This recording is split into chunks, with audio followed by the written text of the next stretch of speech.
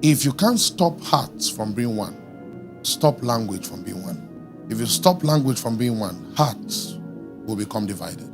You want to weaken a man, make their language different. Even in the camp of Israel, when language changed, one was saying go, the other was saying let's not go. There was no problem in the camp. When I saw this, I said, oh, indeed man has a weakness. His weakness is understanding. If man, no matter how united we are, if we don't have understanding, we cannot have trust. If our language changes and our language differs, Satan has defeated us.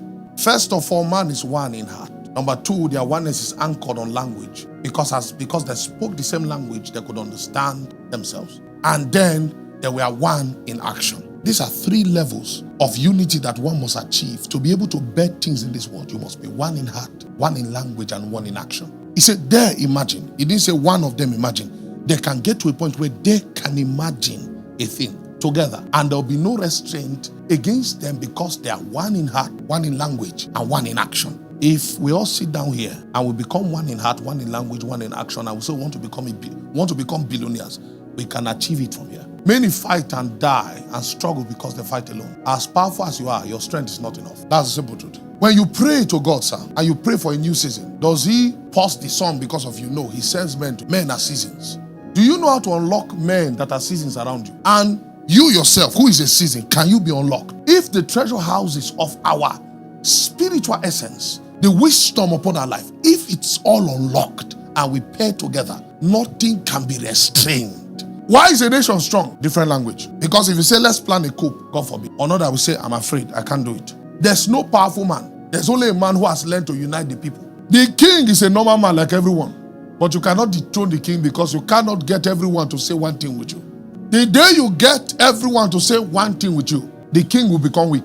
Soldiers, they are not robots, they are human beings. You need to know how to unite the hearts of men. You need to know how to unite the language of men. You need to know how to unite the actions of men if you want to achieve anything great. If not, although you achieve anything by yourself, your achievement will be little. The Bible says two are better than one, not two staying together. I will tell you the two are better than one. The two whose heart is united, whose speech is united, and whose action is united. They will fight as one wielding swords on the left and the right. You want a weakened man, keep him alone to toil. When he falls, there will be nobody to raise him up. You want to strengthen a man, keep him in a garrison of like-minded, like speech and like words, like action. You don't know how powerful you are until you find your company, except a corn of wheat fall to the ground and die. What does that mean? Except a corn of wheat loses himself. You have to lose yourself to find your team. You have to lose yourself to find a company. That they may not understand one another's speech. No understanding anymore. So it's possible for all of us to hold hands here and we are not united. How would you know we are not united? When we want to make decisions of the heart together. When we begin to speak and then find other people's speech differing from what we're saying, and then we want to act together. There is nothing a people, even if they are thieves and robbers, even if they are Satanists, if they are united, the Bible says nothing what be restrained from. It takes a higher power to now fight those kind of people. It takes a higher power. Man in himself has no capacity to build anything. You want to become great. Great people don't build self, they build family names. The Dantata family. It's not a person, it's a family. Everyone there has a duty to make sure this name never falls through the generation of men. One heart. You as a stranger, you cannot break that kind of fellowship. You cannot. You hear families like the Ambani families. Everyone there is responsible for holding the garrison of the world. You are not prospering in your homes, not because you don't have the grace of God. It's because when you begin to make it, one uncle wants to kill you. It's only witchcraft that want or that will seek the harm of a family member whose rise will better the family. It's only witchcraft. Check any religion, any corporation, any ministry that understand what it means to be one. Sir, you cannot break them. I was telling some brethren today, some men of God, we're talking today in my house, and I told them something. I said, brethren, listen, Pentecostal will come and go. Catholicism will still remain till Jesus comes. We do spiritism. Permit me to use the word. We do spirituality. We exhort people in the ways of God by the Spirit of God. That's one thing the Pentecostal really focuses on, which is very beautiful. But you see, when it comes to dominating territories, the Catholics are masters. Because while you are doing spirituality, they are there teaching. They are colonists. They colonize you. How do you colonize a man? Teach him. So you come with miracles, they come with school. You come with signs and wonders, they come with hospital. You and your signs and wonders will pack out. Hospital will remain. There are many people that can do the same thing you are doing, but not too many people can build hospitals. Education, they begin to educate the sons of that place. I attended Catholic school when I was growing up. Whether you are Pentecostal, Manicostal, Humanicostal, once you go there, when it's 12 o'clock, you will go and pray.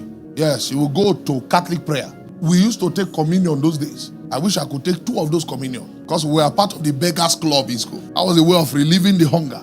A code of oneness. A code. It's a code. If you can see what I'm saying, you will discover that building a company is not a personal thing. What do you think a company is? Company, is a group of people. Company. I have a company. I have a business. What do you think you are talking about there? You build a company alone. Don't allow register.